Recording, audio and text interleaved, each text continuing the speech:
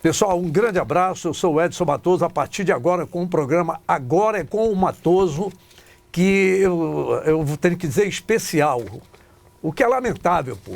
Só porque o que a gente vê, o povo não sabe de nada. E eu quero dizer, calma, não se ofenda, porque eu sou povo.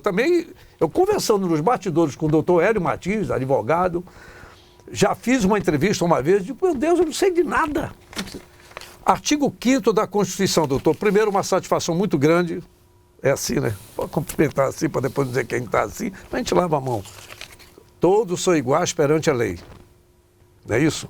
Mas tem um bocado de inciso, não é isso? Me ajude aí, parágrafos. Incisos. Alíneas. 72 incisos. Precisa, se todos são iguais perante a lei.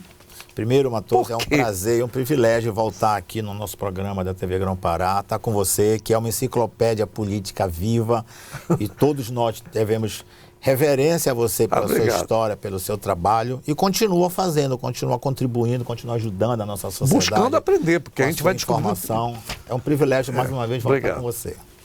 Sim, o artigo 5º fala que todos são iguais à lei. Na verdade, ele fala dos direitos fundamentais, do direito do cidadão. E, naturalmente, o brasileiro vive a regra de que tudo tem que ser escrito. Por isso que é o maior artigo da Constituição, é o artigo 5º, que fala do direito fundamental do cidadão. E é respeitado? Aí é um outro problema. Eu te digo que, na minha opinião, como eu já disse no outro momento, é um processo em construção. Nós estamos com uma sociedade ainda em construção, nós temos um Brasil em construção, nós temos um grande conflito moral. Porque aquela história do brasileiro que queria dar jeitinho para as coisas, faz com que o meu interesse seja maior que o interesse do meu vizinho, do meu colega de rua, do meu colega de colégio, aquela coisa da fila dupla, eu paro na rua no lugar que eu preferi, que foi melhor para mim, não interessa se eu for atrapalhar o trânsito. Enfim, essa questão moral precisa ser ajustada. O senhor, quando diz assim, como eu falei da outra vez, eu digo, pois é, e eu continuo perguntando como da outra vez. A mesma coisa, quer dizer... Porque as coisas... E aqui não é nenhuma vamos dizer assim, criar um desencontro com o advogado. Não. É em função do desconhecimento que ainda persiste e parece que há interesse em quem manipula as possibilidades do compartilhamento dos conhecimentos manter as pessoas na ignorância. Matoso, eu tenho dito nas minhas palestras que o Brasil sofreu muito quando a gente perdeu a velha aula de OSPB. Quando eu pergunto que eu tenho pessoas de cabelos grisalhos, como nós, e pessoas de cabelos negros ou amarelos, sei lá, que quando a gente era garoto, a gente estudava Organização Social e Política do Brasil. Essa matéria foi extinta. A outra matéria que foi extinta era Educação Moral e Cívica, que a gente estudava. Então, a gente aprendia esses conceitos desde criança. A gente precisava ter estudado, mantê-los e ainda estudar direito desde criança. Agora, em vez de aumentar essa carga de conhecimento, ela foi retirada. Hoje, as pessoas não sabem nem o que é o SPB. As pessoas jovens, que é o maior público, não sabem o que é a Organização Social e Política do Brasil. Então, eu tenho dito muito que a Constituição de 67, que a gente estudava para fazer prova, ela dizia que o Brasil era dividido em 22 estados, 4 territórios e o Distrito Federal. Esse aí é o artigo 1. Artigo 1º da Constituição. Artigo 1º da Constituição. A de 67 dizia isso. A gente tinha que ir para a aula, para mim andar na rua pensando, 22 estados, 4 territórios, Distrito Federal, 22 estados, 4 territórios, Distrito Federal. A gente ia para poder decorar. E hoje? Hoje, pergunta para o brasileiro como gente, é hoje. É isso, por isso, pessoal, é o seguinte, você me desculpe, não me leve, eu fico até com um sorriso que parece, é uma alta ironia. Não sei nem se existe isso. Eu estou me auto-ironizando. Porque eu confesso para vocês, eu não tenho nenhum problema em confessar ignorância. Não sei, mas tem um detalhe. Eu não estou naquela de não sei, tenho raiva de quem sabe e não quero saber. Negativo, eu quero saber sim. Porque se nós não buscarmos o conhecimento, nós vamos ficar nessa história. Não sei, não quero saber e tenho raiva de quem sabe. E aí os espertalhões se aproveitam do povo, dos cofres, da moralidade, da ética, essa coisa toda. E é por isso que eu comecei dizendo que a gente não sabe de nada, que o povo não sabe de nada. Ótimo que você já sabe. Artigo 1º da Constituição. Quando o doutor fez as perguntas para mim, eu fui falando, ele disse, está incompleta a tua resposta, Matoso. Aí eu disse, mas continua incompleta, ele disse, Matoso. Vamos lá, doutor, vamos para depois dizer que eu sou sabichão. Com a Constituição de 88, o município foi colocado como membro da federação. Então, hoje, o artigo 1º da Constituição diz que o Brasil é dividido, o Brasil é formado pela união indissolúvel dos estados, dos municípios e do Distrito Federal. Mas não é assim, e nem nós da mídia falamos. Nós dizemos 26 estados e o Distrito Federal. Ninguém fala nos 5.598 municípios. Pode observar o noticiário. Eram 22 estados, 4 territórios do Distrito Federal. Hoje são 26 estados, o Distrito Federal, 5.598 municípios. Ou seja, o município passou a ser membro da federação e é o maior deles, porque são 5.500 e tanto. Você tem hoje 26 estados, mas você tem 5.500 e tantos municípios. A força do municipalismo. Exatamente. É aí que entra a questão do nosso tema, quando nós estamos prestes a eleger prefeitos e vereadores. Exatamente. Olha a importância. Aí, a Constituição, ela só dá as diretrizes principais. Essas diretrizes têm que ser regulamentadas pelas leis. Aí, quando se regulamentaram as leis, se criou o processo de municipalização. Todas as obrigações passaram a ser municipais. A educação passou a ser municipal. A saúde passou a ser municipal. É uma faixa assistência. Eu vou depois, se for possível, a gente detalha. Assistência. O exemplo mais grave hoje para a gente é o trânsito. Por que é o trânsito? Porque hoje o trânsito é municipal. A gente é do tempo que o Detran fazia tudo. Quem fazia a fiscalização do trânsito era o Batran, Batalhão de Trânsito. Depois o BEPTRAN, o Batalhão de Policiamento de Trânsito. Hoje não. Hoje quem faz o trânsito em Belém é a CEMOB, que era a CETIBEL. Deu a CEMUTRAN. Deu a CEMUTRAN. Então você fica trocando de siglas para encontrar um modelo. Qual é o grande problema? O grande problema do trânsito é que a CEMOB, a CEMUTRAN estão aqui fazendo o trânsito, mas o dinheiro está na mão do Estado, no Detran. Para que você tenha um órgão público, Matosa, você precisa ter função social. Um órgão que não tem função social, ele não tem que existir. Aí eu fico dizendo que a função social do Detran, ou ela não existe, ou ela é muito pequena.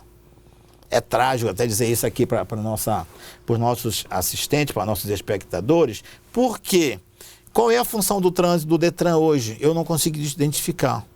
O Detran faz hoje registro de carteira de habilitação e registro de carro. Mas ele poderia ser feito pelo município. Não precisaria ser feito pelo Estado. O senhor entende que o Detran, isso é polêmico, está fadado a ser extinto. A ser extinto? A ser extinto. Mas há ideia nesse sentido? Não sei. Eu estou te dando a minha ideia como municipalista. Sua ideia como municipalista. Eu sou advogado municipalista, eu faço isso há quase 30 anos, eu vivo no municipalismo há quase 30 anos. O meu pai foi prefeito do Muju quando eu nasci, na década de 60, então eu vivo municipalismo a vida inteira. Eu sei que o segundo maior órgão arrecadador do Estado é o Detran. O município não tem como fazer essa arrecadação. Mas o município tem o trânsito na mão. E quando pega... Aí, rapidinho, perdão. Sim, diga. O município criou a indústria da multa. Em tudo quanto é lugar tem multa, porque o sistema tem que se manter. Qual é a maior fonte de arrecadação do município? Na parte de trânsito? É multa. Porque a parte de licenciamento de veículos e a parte de carteira de motorista estão na mão do Estado. Portanto, esse cheiro da multa não vai para o Detran, fica no município. Da multa fica no município e é com esse recurso que o município se sustenta. É por isso que você vê arara para tudo quanto é lugar, porque você precisa manter o sistema. Bem, quando funciona, porque tem umas que dizem que existe, mas não funciona. Ok, mas você vê aí, você vê que no caso do trânsito, você tem uma figura gigantesca que é o Detran, mas você tem a obrigação do trânsito no município. O Estado tem o recurso, o município tem a obrigação. Então, esta obrigação, ela precisa de capacidade financeira para se sustentar. O trânsito de Belém, de Ananindeua, de Santarém, de Marabá. O de Marabá é muito mais complexo ainda, porque Marabá é um centro que tem frente para todos os lados. Eu vim de Marabá agora, segunda-feira, eu passei 2 dias lá, e aquele trânsito é uma coisa assim, absurda, estranha. E eu olho pensando como municipalista e não tem capacidade de investimento, porque o dinheiro está na mão do Estado. E por que os municípios... qual é a força do município nisso aí, então? Essa que é a pergunta mais importante. Porque, repare bem, nós estamos falando do Detran, falamos do CEMUTRAN, que é uma Secretaria Municipal de Trânsito, que é o caso de Ananindeua. Eu cito Ananindeua, não é por nada não, né? É o segundo município do Estado. Sim. Claro que a gente vai citar Marabá, Santarém, né? Enfim. Redenção. São municípios gigantes que nós temos por aí e que estão fervilhando, o trânsito fervilhando. Sim. Mas quando eu me refiro é porque ainda existe município com Demutran, ainda com departamento. Sim, mas não sei nem como é que eu está. te diria que nem importa muito a sigla, se é departamento, se é secretaria, se é instituto. Tanto faz. Tanto faz. O que importa é que não tem capacidade financeira. Então não tem como planejar tráfego. Tá? Não tem como pensar, planejar e criar ações, porque não tem capacidade financeira. Qual é a capacidade que vai ter? De onde vem o recurso? Ou vem do FPM, do Fundo de Participação dos Municípios, ou vem de multa, porque não tem outra fonte. A pergunta não é essa. A pergunta é para que serve o dinheiro do Detran? Qual é a função social do Detran? O Detran está com dinheiro, e não é o Detran Pará, não estou falando do governo do estado do Pará, estou falando do Detran Brasil. O senhor diz que a pergunta... Imagina o Belo Horizonte, o tamanho que deve ser o Detran de BH, o Detran do estado de São Paulo, o Detran de Salvador, da Bahia, o Detran do Rio de Janeiro. Aí eu tive o privilégio de ser advogado por 1 ano e pouco do Detran do Amapá, que é desse tamaninho. Mas eu imagino o Detran de São Paulo e de Belo Horizonte, de Porto Alegre, enfim, mas, doutor, do estado do Rio Grande do Sul. O senhor falou assim, a pergunta não é essa, né? A do Detran... Aí eu pergunto, a prestação de conta, lá vai eu, a pergunta que eu quero fazer então como cidadão, e a prestação de conta do Detran com essa montanha de dinheiro? Mas veja bem, essa é uma discussão... É outra pergunta. Eu não estou aqui para discutir o controle social e financeiro disso. Certamente o Tribunal de Contas faz. O que eu estou te falando é da função social. Os prefeitos eleitos agora, que vão assumir, eles vão perceber que eles herdam uma obrigação do trânsito. Vou dar outro exemplo para você. A merenda escolar, o valor que paga por merenda escolar, que a União repassa para o município, é um absurdo. É coisa de 30 centavos. Mas o prefeito, quando se candidata aí, não sabe disso? Não sabe disso. Como não? Não sabe disso, porque só os especialistas, os técnicos que atuam nessa área, o prefeito tentando ajudar a sua sociedade, o candidato, perdão. Oi, como é que o cara... Não, desculpe aí, doutor. É um cidadãozinho ignorantezinho, mas eu estou lidando com ignorante pessoa... como eu, que eu também sou. Não, é porque aí o meu olhar, eu conversava, eu quero deixar bem claro que é uma conversa extremamente amistosa, e quando eu me chamei de leigo, eu disse, não, você não é leigo, são perguntas populares. É porque está na boca do pano, e o senhor sabe disso. Sim. Um homem que veio do Muju, um município que até bem pouco tempo era um dos maiores municípios do estado, né? Bem grande, não dos maiores. Gigante. É bem grande. Não, foi tirado, exato, como era o Cardeal Altamira, enfim. Morador do bairro do Guamá, acostumado a lidar com o povo, com massa, com manifestações populares de todas as ordens, não é isso? Se formou advogado, então é bom você conversar com uma pessoa que tem esse nível, sai do côncavo ao convexo, né, do leigo ao científico, aí o senhor vai me entender, não vai ver que eu estou querendo dizer. É porque é complicado. Como é que eu sou candidato a prefeito e começo a prometer o que eu estou ouvindo, cara que já foi governante, eu não vou dizer em que município, e está prometendo a mesma coisa que não vai fazer? Eu não digo que o camarada ainda não sabe que é assim? Eu não digo que não vai fazer. Eu te digo que hoje o abastecimento financeiro das demandas sociais é muito pequeno. É muito pequeno e tem muita transferência de obrigação. Como eu falava no início, que quando você fez a regulamentação das obrigações constitucionais, isso na década de 90, que a Constituição é de 88. Na década de 90 se construiu todo esse desenho teórico, né? Criou o Fundo Municipal de Saúde, Educação e tal. Mas veio o Estatuto do Idoso, o Estatuto da Criança e Vou te dar um exemplo. Olha, a Constituição previu, no seu nascedouro, que 25% do recurso tem que estar na educação. 25% tem que ser gasto na educação, então sobrou 75%. E só fiz essa previsão. 12 anos depois, com a emenda 29, se previu que 15 ia para a saúde, mas demorou 12 anos de luta no Congresso Nacional. Só em 2000 que isso foi definido. Então você já tem 25 mais 15, 40.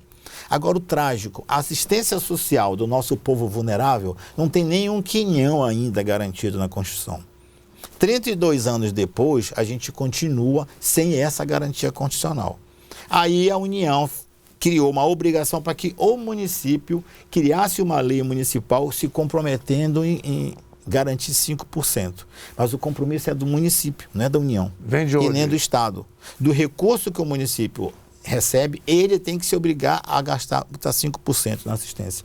Eu tenho dito de maneira leiga, também como você disse, que o governo federal passou a obrigação de educação, porque é uma categoria que é bastante eloquente na discussão, na cobrança. Você vê que greve de professor era uma tônica na década de 80, na década de 90, brigando pelos seus direitos, brigando pelos interesses da população.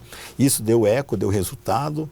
A saúde lida com morte, mas a assistência social não. A assistência social era interessante, me parece que acaba sendo alteração ainda, que essa categoria fique na mão da União. A União define Bolsa Família, a União define auxílio emergencial e blá, blá, blá, blá, blá. E não é municipalizado? Não. Ainda não é? A única Por que não é municipalizado? Porque o Congresso Nacional ainda não se mobilizou nesse sentido. Mas quem pode articular com o Congresso Nacional são os próprios prefeitos. Mas foi o que eu falei. Mas ele fica na mão dos congressistas? Este momento eleitoral ele é fundamental para que a sociedade discuta isso. Para que imagina, o município, ele só preenche uma coisa chamada CAD único. Você chega lá, a pessoa chega na Secretaria de Assistência, preenche um cadastro e espera que o governo federal autorize, reconheça o direito. Aí sim, ou seja, o cidadão sai com aquela ideia de que foi lá em Brasília que decidiram a vida dele. É diferente da saúde e da educação. Você chega lá no Bengui, para não falar do meu Guamá, chega no Bengui, o município tem que atender a pessoa que está doente. A saúde é imediata, a educação é imediata, mas a assistência não é imediata. A assistência é Brasília que decide. O Bolsa Família é uma união de várias bolsas que tinha antigamente, né? Sim. Agora o governo federal tentou criar o tal do Renda Brasil e acabou recuando, porque o Renda Brasil tinha uma porção de problemas técnicos, jurídicos, ficou muito embaraçoso para o governo federal e ele recuou. E ainda manteve o Bolsa Família. Não sei se isso vai alterar, mas isso é uma verdade que está na Constituição. Não há nenhum recurso assegurado para vulnerabilidade social na Constituição. Nesse contexto está a segurança pública também? Porque não, ela tem uma verba específica? Não, constitucional? Não tem uma verba constitucional, também não. Só tem esses dois. Só saúde, educação e saúde. E educação. Tá. Aí você tem... Essa tua pergunta foi muito interessante, porque você vê os candidatos a prefeito de norte a sul do Brasil prometendo segurança pública, prometendo guarda municipal, prometendo um suporte que não é competência do município, é competência do Estado. Vou te dar um exemplo. Sim, mas é a existência da Guarda Municipal. Pois é, mas da Guarda Municipal, juridicamente, ela é para defender o patrimônio público municipal. Não é para defender a sociedade. Todo mundo sabe disso lá. Ninguém sabe disso em lugar nenhum, infelizmente. Tá, mas você acaba confundindo, porque a Guarda Municipal, onde existe, o município que já tem capacidade de criar uma, tá, acaba substituindo a polícia militar, acaba substituindo o poder, o poder ostensivo, que é obrigação estadual. Então, vou te dar um exemplo pequeno, que é uma discussão que eu sofro muito. Eu viajando no município do Pará, a gente percebe que não tem defensor público. Não tem defensor público. Não tem defensor público. Aí fica aquela demanda imensa de pessoas que precisam de um advogado, não podem pagar a figura jurídica do defensor público, mas não tem um defensor presente. Você tem juiz, você tem promotor, mas você não tem defensor. E o que precisa para ter o defensor? Precisa que... Agora, olha o que aconteceu. Se criou um programa no governo federal que os municípios são obrigados a ter, chamado CREAS, que é o Centro de Referência de Atendimento a Vulneráveis ali. E no CREAS o município é obrigado a ter um advogado orientador. Aí parece que este advogado substitui o defensor público, mas não pode fazer, porque ele não tem legitimidade. Quem defende o vulnerável social na área jurídica é o defensor público. Mas aqui os prefeitos precisam se unir para cobrar da Defensoria Geral, para cobrar do governo estadual, que em todos os 144 municípios tenha defensor público. Essa é uma das outras questões. A gente nota o vínculo fortíssimo do governo do Estado, e eu estou falando do governo de uma forma impessoal, tá? Sim. É bom salientar isso, porque às vezes, né, tem governador que faz o seu papel como governante e dá a entender que ele que fez, tirou do bolso, ele que fez. Tem cara que impressionante, foi e ainda é assim. Vamos lá terminar. Nós nem conversamos. Pois é. Isso é só o introito. É gostoso isso. Olha, eu vou falar uma coisa para você, cidadão. Eu estava falando com o doutor Hélio Martins e conversei com o nosso diretor superintendente, que quando eu vou fazer esse tipo de entrevista, eu fico agoniado, porque a gente vê que a gente não sabe de nada. Quando você fala, o prefeito é candidato, vai para a mídia, diz que vai a merenda, saneamento, ele sabe que tem esse recurso, de onde vem esse recurso? Não, ele sabe que tem. Só que ele não sabe, a maioria não sabe que o valor não suporta o tamanho da despesa. O que nós temos que discutir, se você pegar todas essas frentes, elas têm abastecimento sim. Mas os valores não são suficientes para atender a demanda. Há muito tempo, eu me lembro que eu era da Rádio Liberal, eu tenho 4 perguntas aqui para fazer, já me deram o sinal. Aliás, tem um monte. Agora que a gente falou de Detran, um pouquinho de saúde, um pouquinho de educação, assistência social, muito pouco, cultura, nem falamos, segurança pública, passamos de raspão, foi uma bala perdida, desculpa aí a má comparação. Parceria público-privada nem chega. Isso foram uns pontos que eu pedi até para anotar, porque essa questão de municipalização é mais séria do que nós podemos imaginar, meus amigos. É verdade. É mais séria, não é uma mera eleição de uma...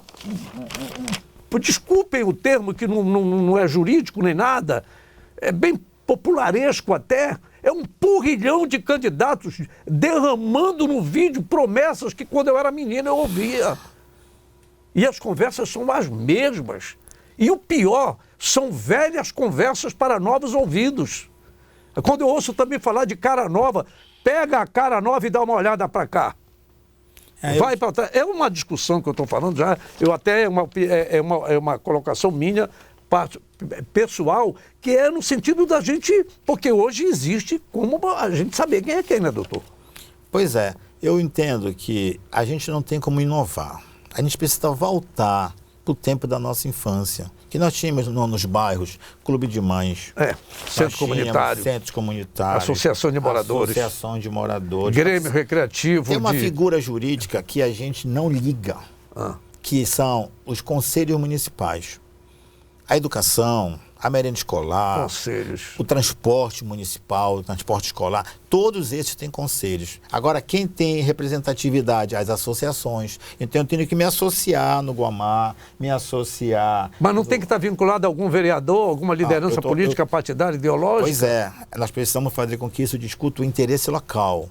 Não vire um cabide de emprego, não vire um curral eleitoral. Então, para que a gente possa caminhar para o sucesso, para a gente realmente exercitar a democracia... Tem que começar quase tudo de novo, né, doutor? Precisa, mas aí que está, eu entendo que o sofrimento faz com que as pessoas melhorem. A gente tem sempre que fazer esse exercício, continuar. Aí, quando você faz associações básicas, você vai ter a associação que é mais importante, que é a dos prefeitos.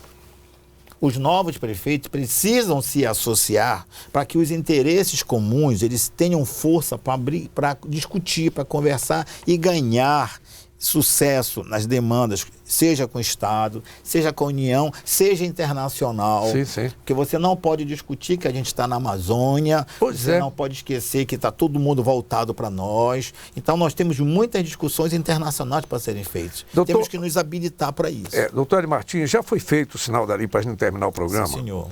Mas eu insisto em dizer, essa é a segunda vez, eu fico com agonia danada, porque esse homem aqui, ele é portador de tantas informações, e algumas dessas coisas que o senhor já falou aí, eu tive a oportunidade de participar, eu vou citar aqui, de uma reunião de cidadania no Salão Paroquial de Nossa Senhora Santa Maria Mãe de Deus, lá no Maguari Ananindeua, que tem à frente o padre José Maria da Silva Ribeiro.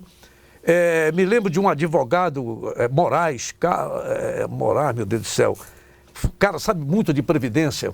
E todos esses assuntos que a gente vai falando de conselho, como nós somos ausentes, a comunidade é ausente, a gente acaba outorgando a outros que não sabemos se vai estar cumprindo o papel lá nos conselhos, se o cara pelo menos vai lá, se vai bater a porta de alguém, enfim. Então, assim, para que a gente conversasse mais sobre isso, porque o que a gente vê, os próprios noticiários, e que às vezes a gente faz também, vai passando assim,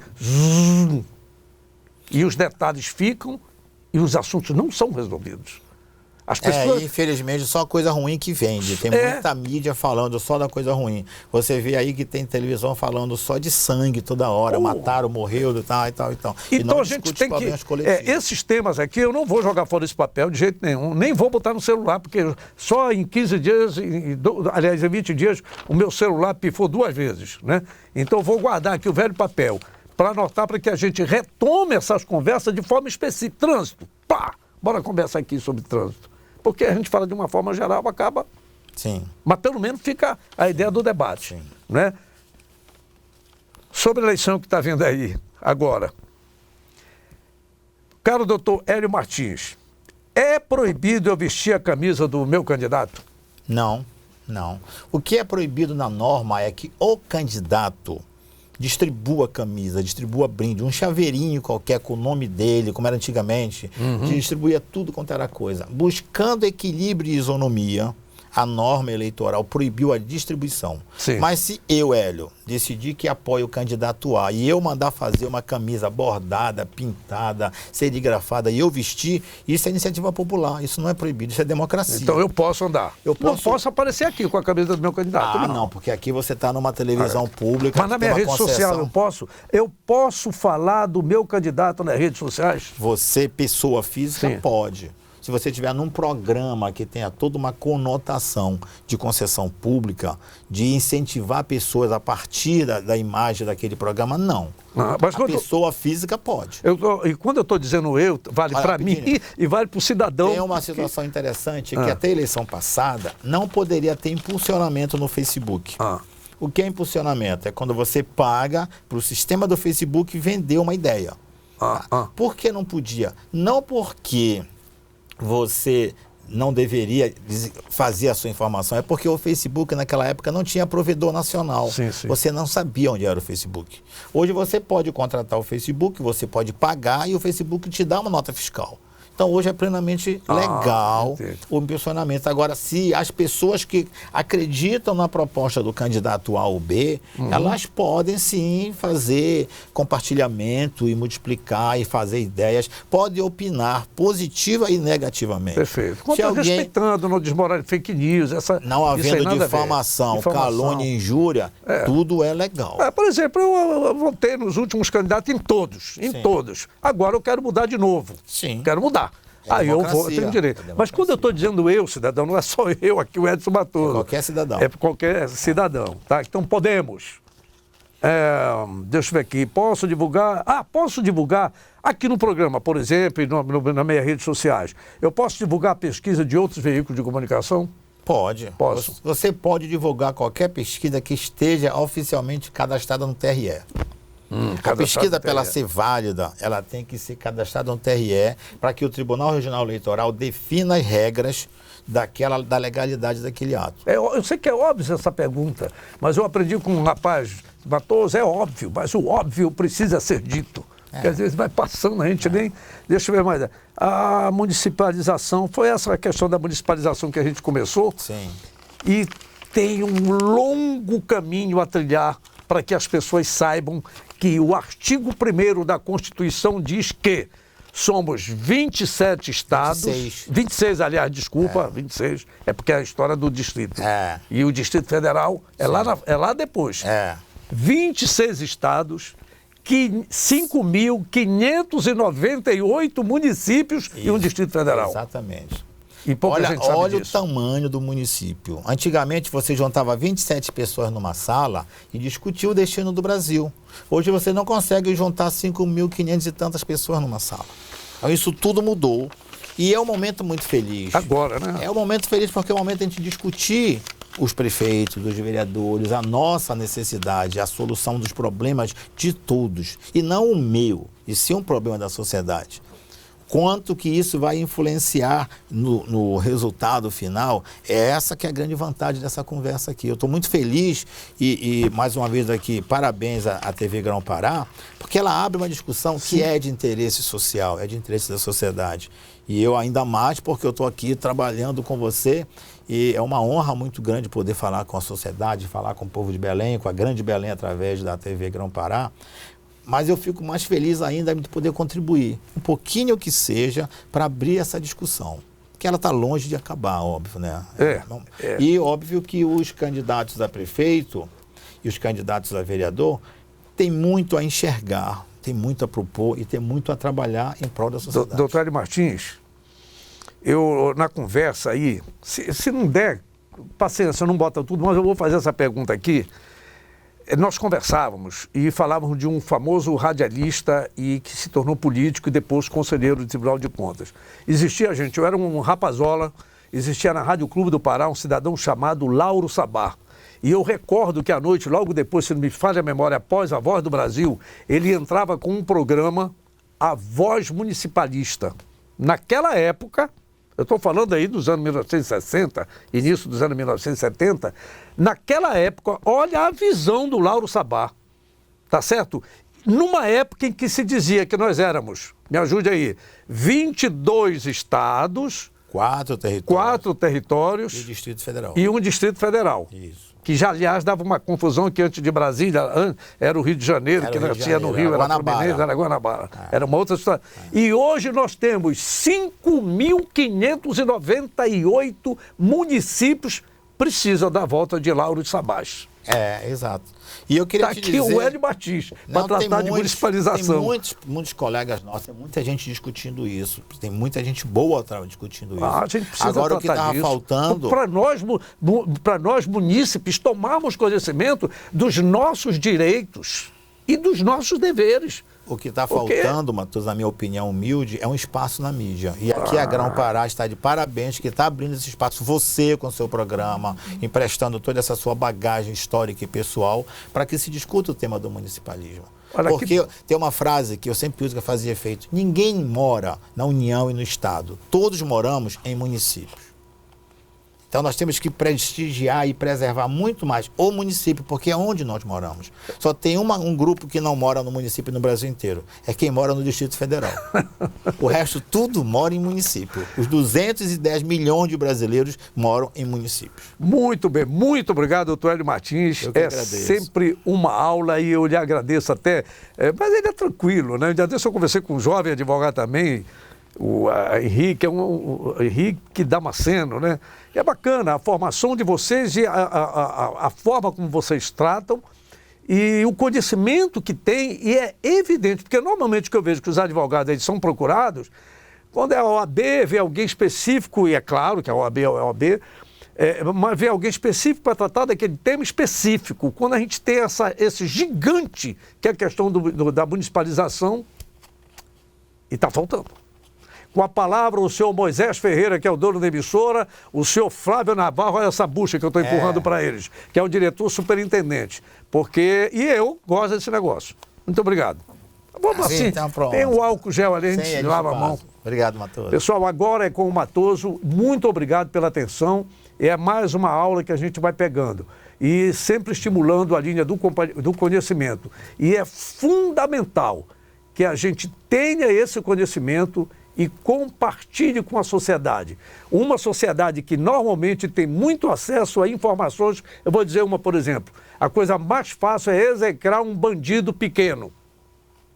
E o bandido de colarinho branco, essa mesma sociedade, inclusive, ajuda a idolatrar e a votar nele para mantê-lo no poder e ter uma das pragas nacionais, que é a imunidade parlamentar. Isso aí é uma observação minha. Fica por acaso, está encerrado o programa já. Um abraço, pessoal.